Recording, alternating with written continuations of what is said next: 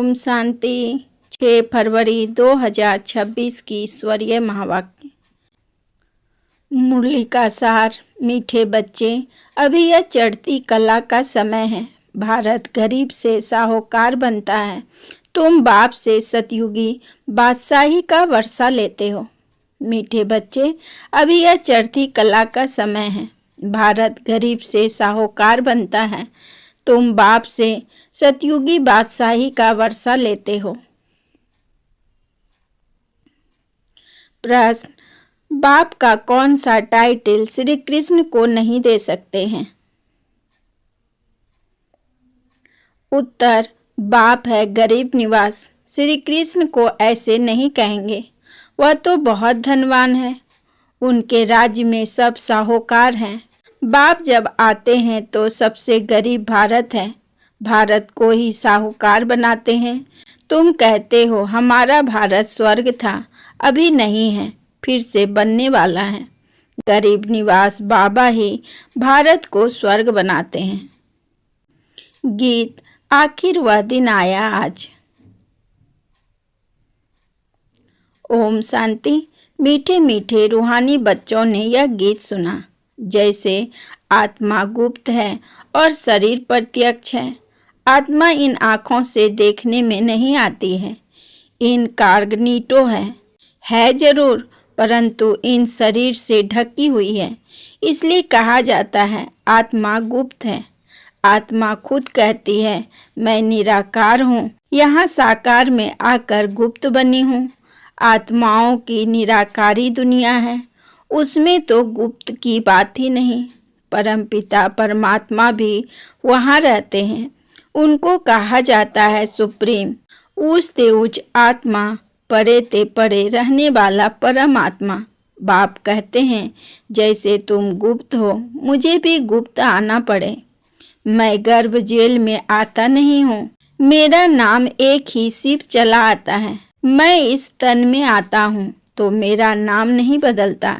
इनकी आत्मा का जो शरीर है, इनका नाम बदलता है। मुझे तो शिव ही कहते हैं।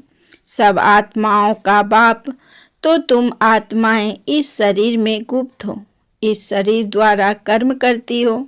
मैं भी गुप्त हूँ। तो बच्चों को यह ज्ञान अभी मिल रहा है कि आत्मा इस शरीर से ढकी हुई है। आत्मा है इनकॉग्निटो, शरीर है कॉग्निटो।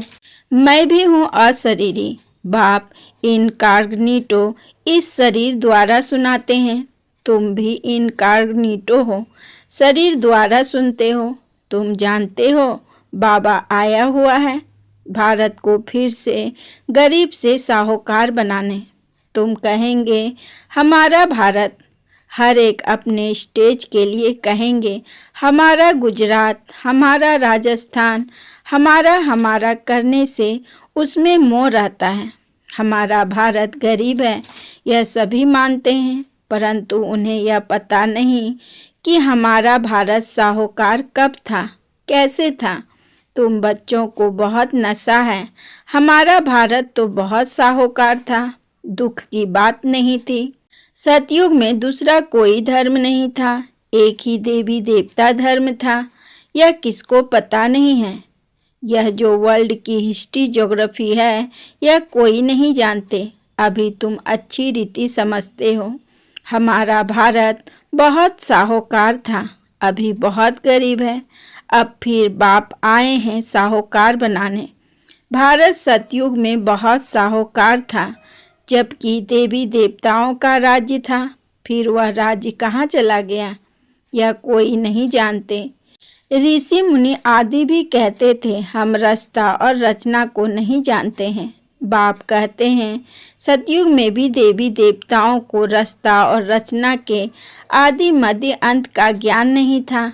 अगर उन्हों को भी ज्ञान हो कि हम सीढ़ी उतरते कलयुग में चले जाएंगे तो बादशाही का सुख भी ना रहे, चिंता लग जाए। अभी तुमको चिंता लगी हुई है। हम सतो प्रधान थे, फिर हम सतो प्रधान कैसे बने? हम आत्माएं जो निराकारी दुनिया में रहती थी, वहाँ से फिर कैसे सुख धाम में आए, यह भी ज्ञान है। हम अभी चढ़ती कला में हैं। यह 84 जन्मों की सीढ़ी है। ड्रामा अनुसार हर एक एक्टर्स नंबरवार अपने अपने समय पर आकर पाठ बजाएंगे। अब तुम बच्चे जानते हो गरीब निवास किसको कहा जाता है। यह दुनिया नहीं जानती। गीता में भी सुना। आखिर वह दिन आया आज जिस दिन का रास्ता तकते थे सब भक्त।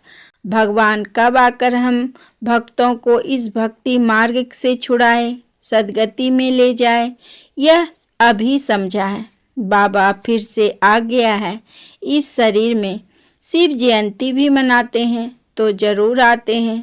ऐसे भी नहीं कहेंगे मैं श्री कृष्ण के तन में आता हूँ। नहीं, बाप कहते हैं श्री कृष्ण की आत्मा ने 84 जन्म लिए हैं।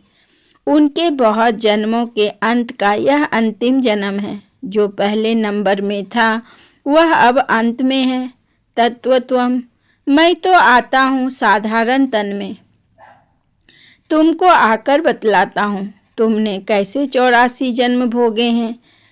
सरदार लोग भी समझते हैं एको ओमकार परम पिता परमात्मा बाप है।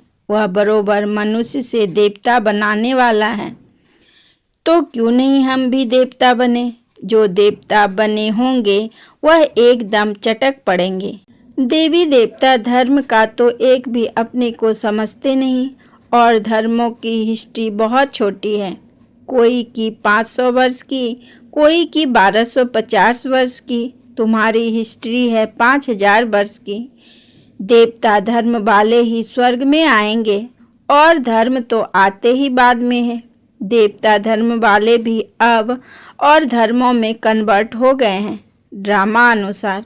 फिर भी ऐसे कन्वर्ट हो जाएंगे, फिर अपने अपने धर्म में लौट कर आएंगे। बाप समझाते हैं बच्चे तुम तो विश्व के मालिक थे। तुम भी समझते हो बाबा स्वर्ग की स्थापना करने वाला है। तो हम क्यों नहीं स्वर्ग में होंगे। बाप से हम वर्षा जरूर लेंगे। तो इससे सिद्ध होता है यह हमारे धर्म का है। जो नहीं होगा वह आएंगे नहीं। कहेंगे पराये धर्म में क्यों जाएं।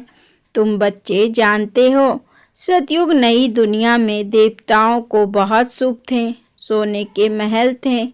सोमनाथ के मंदिर में कितना सोना था। ऐसा कोई दूसरा धर्म होता नहीं। सोमनाथ मंदिर जैसा इतना भारी मंदिर कोई होगा नहीं। बहुत हीरे जवाहरत थे। बुद्ध आदि के कोई हीरे जवाहरतों के महल थोड़े ही होंगे। तुम बच्चे को जिस बाप ने इतना ऊंच बनाया उनकी तुमने कितनी इज्जत रखी। इज्जत रखी जाती है ना। समझते हैं अच्छा कर्म करके गए हैं। अभी तुम जानते हो सबसे अच्छा कर्म पतित पावन बाप ही करके जाते हैं। तुम्हारी आत्मा कहती है सबसे उत्तम से उत्तम सेवा बेहद का बाप आकर करते हैं। हमको रंग से राव, बेगर से प्रिंस बना देते हैं। जो भारत को स्वर्ग बनाते हैं उनकी अभी इज्जत कोई नहीं रखते। तुम जानते हो ऊंच से ऊंच मंदिर गाया हुआ है जिसको लूट गए। लक्ष्मी नारायण के मंदिर को कभी कोई ने लूटा नहीं है। सोमनाथ के मंदिर को लूटा है। भक्ति मार्ग में भी बहुत धनवान होते हैं। राजाओं में भी नंबरवार होते हैं ना। जो ऊंच मर्तबे वाले होते हैं तो छोटे मर्तबे वाले उन्हों की इज्जत रखते हैं। दरबार में भी नंबरवार बैठते हैं। बाबा तो अनुभवी है ना। यहाँ की दरबार है पतित राजाओं की। पावन राजाओं की दरबार कैसे होगी। जबकि उन्हों के पास इतना धन है तो उन्हों के घर भी इतने अच्छे होंगे। अभी तुम जानते हो बाप हमको पढ़ा रहे हैं। स्वर्ग की स्थापना कर रहे हैं। हम महारानी महाराजा स्वर्ग के बनते हैं। फिर हम गिरते गिरते भक्त बनेंगे। तो पहले पहले शिव बाबा के पुजारी बनेंगे। जिसने स्वर्ग का मालिक बनाया उनकी ही पूजा करेंगे। वह हमको बहुत साहूकार बनाते हैं। अभी भारत कितना गरीब है। जो जमीन 500 रुपये में ली थी उनकी वैल्यू आज 5000 से भी अधिक हो गई है। यह सब है आर्टिफिशियल दाम। वहाँ तो धरती का मूल्य होता नहीं। जिसको जितना चाहिए ले लेवे। ढेर की ढेर जमीन पड़ी होगी। मीठी नदियों पर तुम्हारे महल होंगे। मनुष्य बहुत थोड़े होंगे। प्राकृतिक दासी होगी। फल फूल बहुत अच्छे मिलते रहते हैं। अभी तो कितनी मेहनत करनी पड़ती है तो भी अन्न नहीं मिलता। मनुष्य बहुत भूख प्यास में मरते हैं। तो गीत सुनने से तुम्हारे रोमांच खड़े हो जाने चाहिए। बाप को गरीब निवास कहते हैं। गरीब निवास का अर्थ समझा ना। किसको साहूकार बनाते हैं? जरूर यहाँ आएगा उनको साहूकार बनाएगा ना। तुम बच्चे जानते हो हमको पावन से पतित बनने में 5000 वर्ष लगते हैं। अभी फिर फट से बाबा पतित से पावन बनाते हैं, ऊंचते ऊंच बनाते हैं। 1 सेकेंड में जीवन मुक्ति मिल जाती है। कहते हैं बाबा हम आपका हूँ। बाप कहते हैं बच्चे तुम विश्व के मालिक हो। बच्चा पैदा हुआ और बारिश बना, कितनी खुशी होती है। बच्ची को देख चेहरा उतर जाता है। यहाँ तो सभी आत्माएं बच्चे हैं। अभी पता पड़ा है कि हम 5000 वर्ष पहले स्वर्ग के मालिक थे। बाबा ने ऐसा बनाया था। शिव जयंती भी मनाते हैं, परंतु यह नहीं जानते कि वह कब आया था। लक्ष्मी नारायण का राज्य था, यह भी कोई नहीं जानते। जयंती मनाते शिवलिंग के बड़े बड़े मंदिर बनाते हैं, परंतु वह कैसे आया, क्या आकर किया, कुछ भी नहीं जानते। इसको कहा जाता है ब्लाइंड फेथ, अंधश्रद्धा। उनको यह पता नहीं है कि हमारा धर्म कौन सा है, कब स्थापन हुआ, और धर्म वालों को पता है बुद्ध कब आया, तिथि तारीख भी है। शिव बाबा की, लक्ष्मी नारायण की कोई तिथि तारीख नहीं। 5000 वर्ष की बात को लाखों वर्ष लिख दिया है। लाखों वर्ष की बात किसको याद आ सकेगी। भारत में देवी देवता धर्म कब था यह समझते नहीं। लाखों वर्ष के हिसाब से तो भारत की आबादी सबसे बड़ी होनी चाहिए। भारत की जमीन भी सबसे बड़ी होनी चाहिए। लाखों वर्ष में कितने मनुष्य पैदा होते, बेशुमार मनुष्य हो जाएंगे। इतने तो हैं नहीं और ही कमती हो गए हैं। यह सब बातें बाप बैठ समझाते हैं। मनुष्य सुनते हैं तो कहते हैं यह बातें तो कभी नहीं सुनी, ना कोई शास्त्रों में पढ़ी। यह वंडरफुल बातें हैं। अभी तुम बच्चों की बुद्धि में सारे चक्र की नॉलेज है। यह बहुत जन्मों के अंत के जन्म में अब पतित आत्मा है। जो सतो प्रधान था सो अब तमो प्रधान है, फिर सतो प्रधान बनना है। तुम आत्माओं को अब शिक्षा मिल रही है। आत्मा कानों द्वारा सुनती है तो शरीर झूलता है, क्योंकि आत्मा सुनती है ना। बरोबर हम आत्माएं 84 जन्म लेती हैं। 84 जन्म में 84 माँ बाप जरूर मिले होंगे। यह भी हिसाब है ना, बुद्धि में आता है। हम 84 जन्म लेते हैं, फिर कम जन्म वाले भी होंगे। ऐसे थोड़े ही सब 84 जन्म लेंगे। बाप बैठ समझाते हैं शास्त्रों में क्या क्या लिख दिया है। तुम्हारे लिए तो फिर भी 84 जन्म कहते, मेरे लिए तो अनगिनत बेशुमार जन्म कह देते हैं।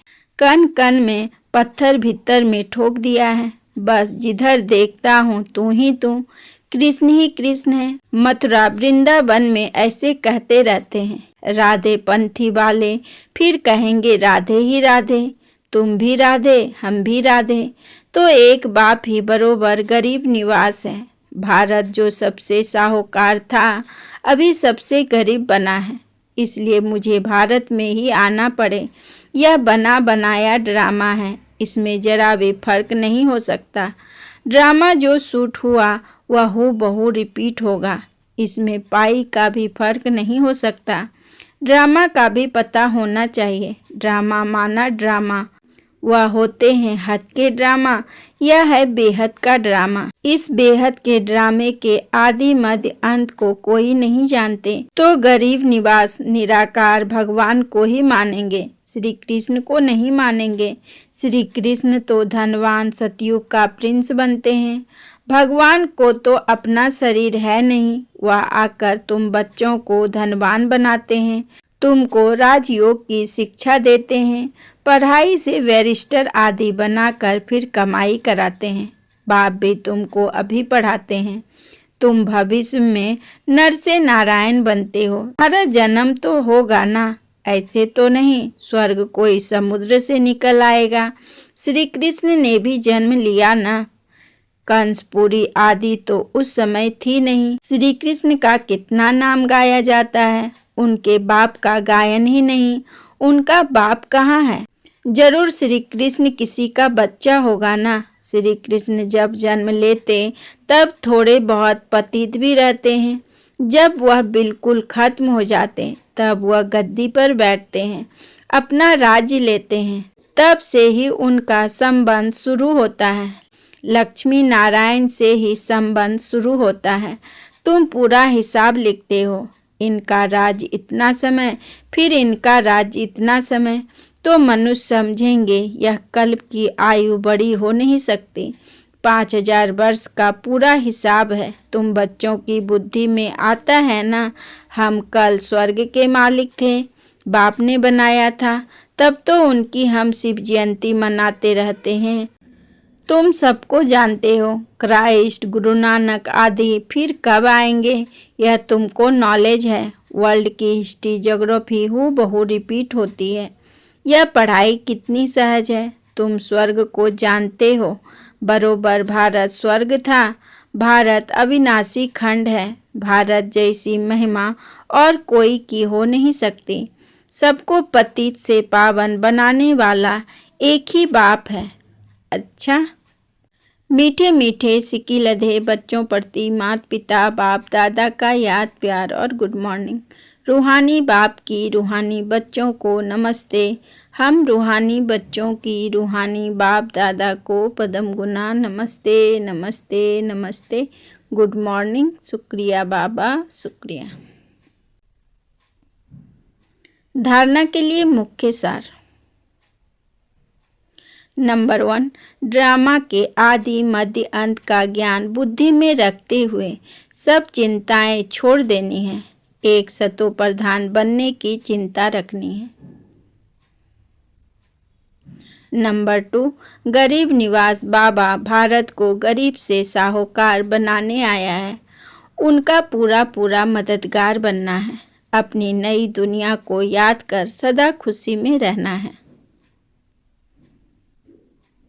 वरदान, दिल में सदा एक राम को बसाकर सच्ची सेवा करने वाले माया जीत विजयी भव। दिल में सदा एक राम को बसाकर सच्ची सेवा करने वाले माया जीत विजयी भव। विस्तार में बाबा ने कहा, हनुमान की विशेषता दिखाते हैं कि वह सदा सेवाधारी महावीर था, इसलिए खुद नहीं जला, लेकिन पूंछ द्वारा लंका जला दी।